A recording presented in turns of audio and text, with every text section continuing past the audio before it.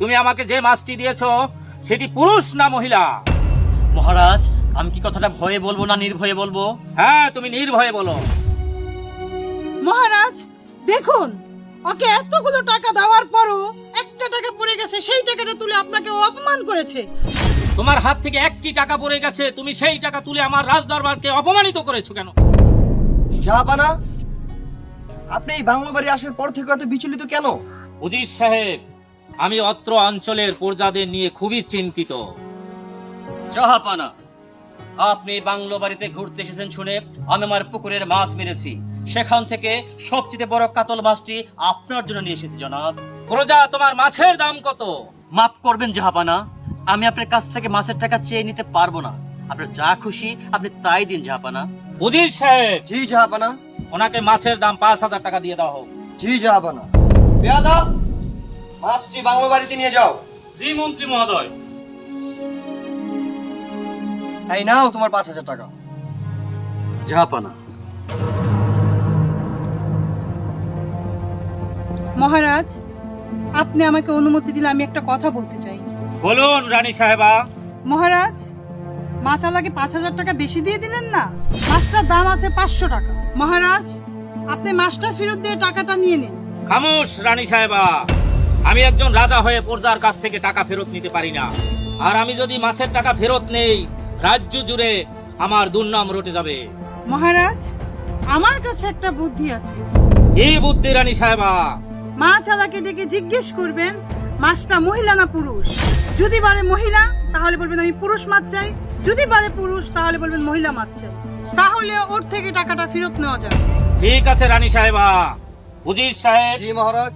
মাছালাকে আবার ডাকা হোক। পেয়াদা, মাছালাকে ডাকাও। দাঁড়াও, মহারাজ তোমাকে ডাকছে, আসো। মহারাজ আমাকে ডেকেছেন? প্রজা, তুমি সত্যি করে বলবে তুমি আমাকে যে মাছটি দিয়েছো সেটি পুরুষ না মহিলা? মহারাজ, আমি কি কথাটা ভয়ে বলবো না নির্ভয়ে বলবো? হ্যাঁ, তুমি নির্ভয়ে বলো। মহারাজ, আমি আপনাকে যে মাছটি দিয়েছি সেই মাছটি পুরুষও না মহিলাও না, সেই মাছটি হলো হিজড়া।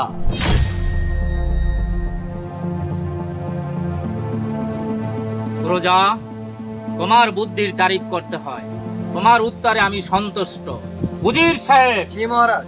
ওনাকে আরো 5,000 টাকা পুরস্কৃত করা হোক। এই নাও তোমার পুরস্কার। মহারাজ,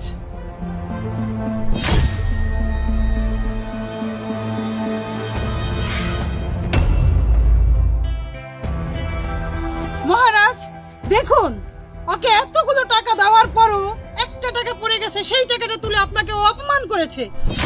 এই অপরাধের জন্য ওর থেকে টাকাটা ফেরত নিয়ে নিন।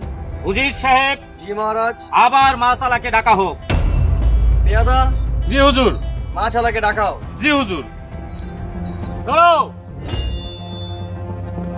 মহারাজ তোমাকে আবার ডাকছে।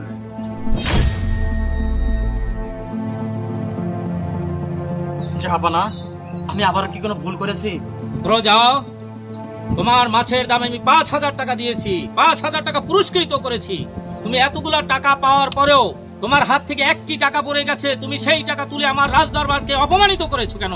বেদবি মাফ করেন মহারাজ, এই টাকাতে রাজদরবারের স্পর্শ ছিল। এই টাকা যদি মাটিতে পড়ে থাকতো তাহলে প্রজারা প্রদধলিত করত। আপনার সম্মানের জন্য টাকাটা উঠিয়েছি মহারাজ। আপনিই বলুন, আমি কি কোনো অন্যায় করেছি? প্রজা, আমি তোমার ব্যবহারে আবারও সন্তুষ্ট। উজির সাহেব, জি মহারাজ। ওনাকে আবার 10,000 টাকা পুরস্কৃত করা হোক। এই নাও তোমার পুরস্কার। মহারাজের জয় হোক, মহারাজের জয় হোক। দেখো, রানীর কথায় রাজ্য চলে না, প্রজা আছে বলেই আমি রাজা। উজির সাহেব,